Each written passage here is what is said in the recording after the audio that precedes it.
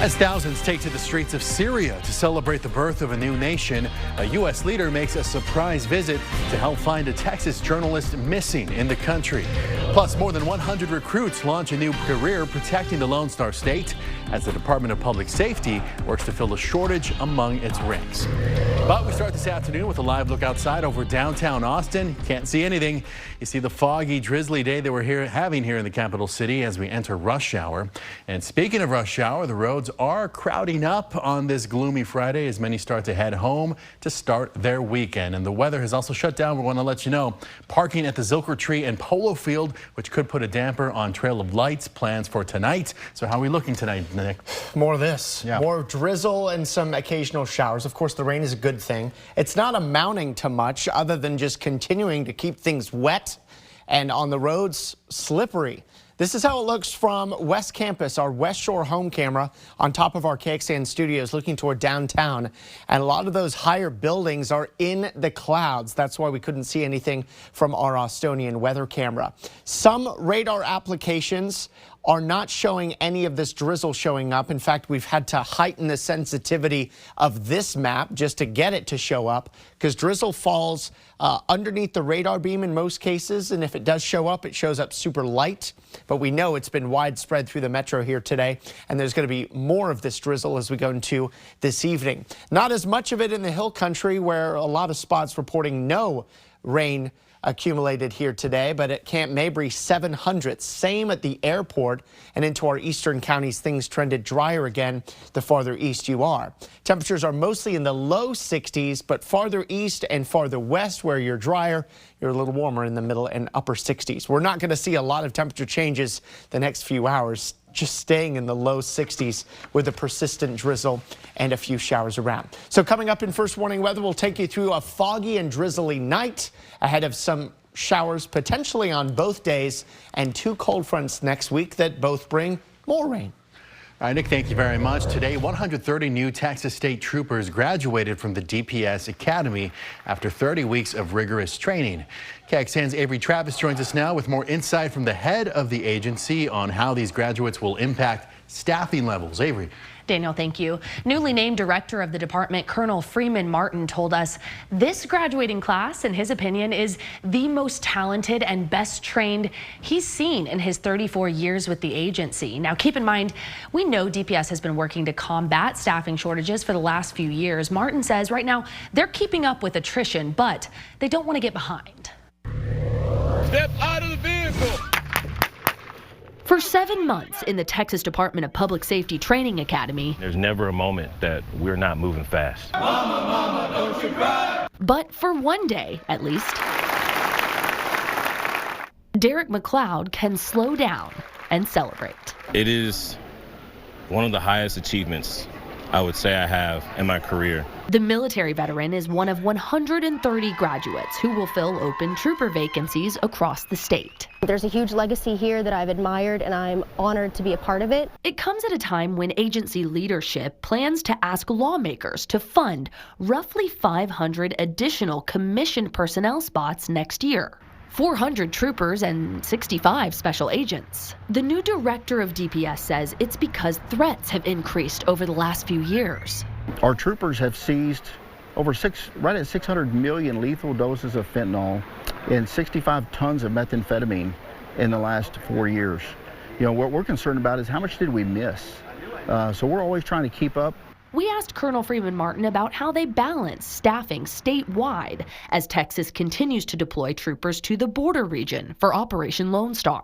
We'd rather arrest them at the border than have to arrest them in Houston, Dallas, or San Antonio, or on the corridors. We can't empty one area to protect another area, so we always got to have coverage. And I think we can do better as far as 24-hour coverage. McLeod says he knows there's work to do. We can go anywhere at a moment's notice. And it's not just troopers that the agency needs. We also reported earlier this week they're asking for around 1,500 other staff. Daniel, those the majority of those would go towards driver's license offices. I'm sure most people know we've been following problems with delays and long wait times with getting those appointments and some of those services really for years. So you can catch up with all of that on KXAN.com. All right, Avery Travis, thank you very much for that. Well, to other news now, and a former Austin area educator and school principal is accused of possessing child pornography. 73-year-old Curtis John Locklear faces a third-degree felony charge of child pornography. Authorities executed a search warrant yesterday at a residence in the Woodlands.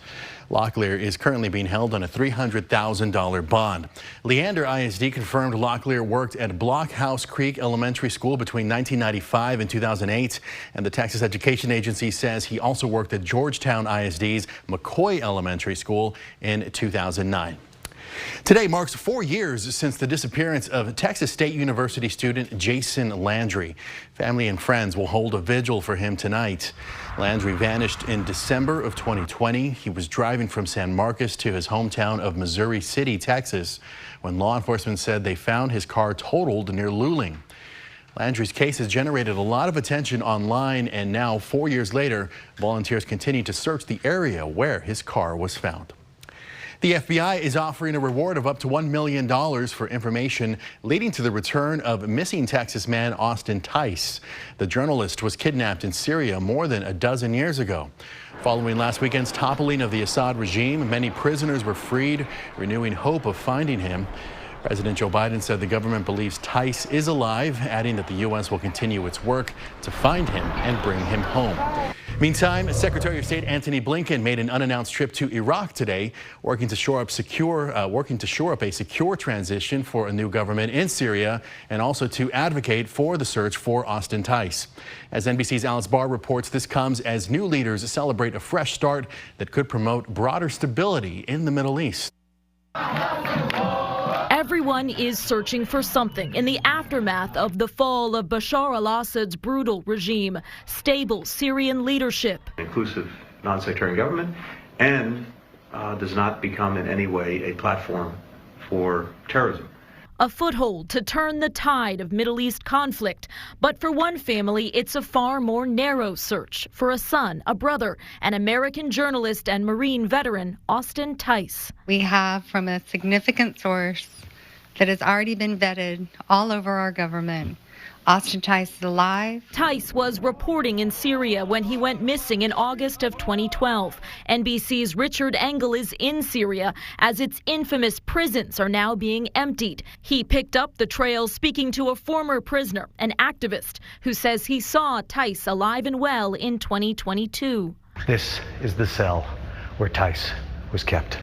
A senior rebel leader tells NBC News they're looking for information about Tice. President Biden promising the U.S. government is doing everything possible to bring him home. Secretary of State Antony Blinken is in the region working toward a secure transition for Syria and a pathway toward stability in the Middle East. In Washington, Alice Barr, NBC News. Well, closer to home, today Austin ISD teachers are expected to see the first of their pay adjustments under the tax rate increase that was approved by voters last month. That rate increase provided millions of dollars for Austin ISD to use toward pay raises and district savings. AISD said teachers should see their pay bumps starting with today's paycheck. Educators will also receive back pay for some of the work they've done so far this school year. AISD says nearly 10,000 of its employees will see a change in their pay and sleep disorder. This morning marked the grand opening of a new 3D printed innovation center at Camp Mabry. The Texas Military Department partnered with innovative construction company Icon to replace temporary buildings on base. The new 3D printed center is aimed at modernizing the facility by replacing temporary buildings and creating more space for training opportunities. This Training Innovation Center will be used to allow units, soldiers, and airmen to have a place for training, collaboration, partnering, and a venue for creative problem thinking to solve and enhance our readiness for our current and future missions. And the opening of the facility also marks a moment in history, as this is the first 3D printed building recognized by the Texas Historical Commission. Going in depth on this, Icon has also been a part of constructing new homes here in Central Texas. Last year, home building company Lennar teamed up with Icon to begin an ambitious construction project to build 100 3D printed homes in Georgetown. The unique homes range in price from about $450,000 to nearly $600,000. The Public Utility Commission is working to reduce demand on the Texas power grid while also saving you some money. Yesterday, the commission adopted new rules to reduce the amount of electricity you use through smart thermostats. Smart thermostats can be controlled remotely by your electric provider. If you sign up to participate in a demand response program, your provider will reduce your energy consumption during times of high power demand. Now, this strengthens the grid's reliability, and it also saves you some money on your energy costs. The commission says some electric providers offer incentives to install a smart thermostat and agree to participate in the voluntary demand response program. A bill introduced in the Texas legislature would let you use Bitcoin to pay for things like taxes and charitable donations. Xavier Walton reports on the bipartisan supported bill that could set up an example for the U.S. Treasury. Yeah, the headlines are almost hard to believe, but you know how the saying goes here in the Lone Star State. Everything's bigger in Texas. Same could be said for this headline when you're talking about a strategic reserve, a strategic Bitcoin reserve bill here in the Lone Star State. So let's talk more about it. We're talking about House Bill 1598, or the Texas Strategic Bitcoin Reserve Act. If passed, Texas lawmakers say this could serve as a proving ground for the U.S. Treasury. The bill would allow Texas to start building a strategic Bitcoin reserve by accepting taxes, fees, donations in Bitcoin that would be held for a minimum of 5 years, among other things. Here's the Texas state representative who sponsored the bill. We have a lot of Bitcoin miners. I've had the opportunity to visit several of them, and you can see the number of jobs that are being created. You can see how it has created a kind of an ecosystem, not just of those focused on blockchain, but maybe those ancillary and auxiliary type of technologies that serve to support that. So Texas, not alone in its proposal. Several states are trying to enter the same uncharted territory. Pennsylvania introduced a strategic Bitcoin reserve bill last month. They were first. Discussions underway in as many as 10 more states and 4 countries to introduce similar legislation in the coming months, according to Bitcoin advocacy groups. And if you're wondering why this sudden popularity, or once again, it all ties back to President-elect Donald Trump and his crypto-friendly administration. From Dallas, Xavier Walton, News Nation.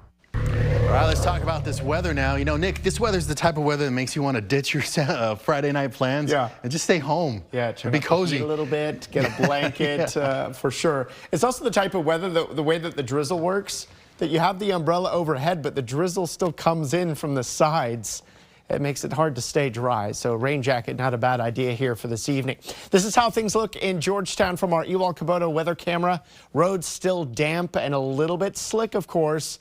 And we're still cloudy, and there's some areas of fog.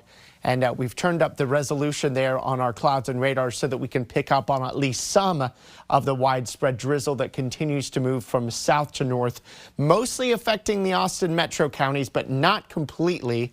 Parts of the hill country, parts of our eastern counties getting it too, but it's just been most widespread in the metro. So this wet weather's coming in from the south. All the while, we've got a cold front to our west. This cold front's going to be moving closer to us this weekend, helping to up the rain coverage a little bit more for tomorrow, also increasing a storm chance too, and lower rain chances as we head into Sunday. Let's walk you through it then. This evening, periods of drizzle and a few rain showers, also plenty of fog, and that fog thickening up through the night. Tomorrow morning, we're going to have fog, drizzle, also some showers around. There's even a low chance for some of our eastern counties to get in on a thunderstorm.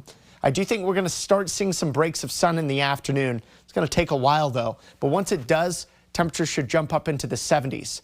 The afternoon will not be as damp as the morning, but there's still going to be the chance for a few spotty showers or even an isolated thunderstorm, and that chance will continue into tomorrow evening. Sunday starts gray, even some areas of fog around, even a little bit of drizzle, but not as wet as Saturday. And then more sun Sunday afternoon, but still there may be a stray shower Sunday afternoon and evening. But by far the higher rain chances are going to wait until Monday, after Saturday, that is.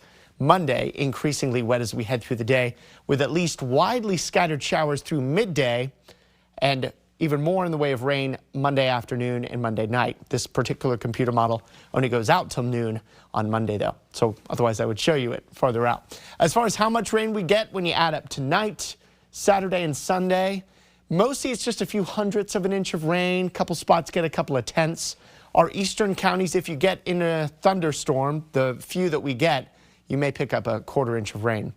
So it's not a lot of rain here through the weekend. It's just consistently damp here overnight into tomorrow. 40% of us getting the drizzle here tonight, most of that focused on the metro. Temperatures barely drop tonight from where they are now.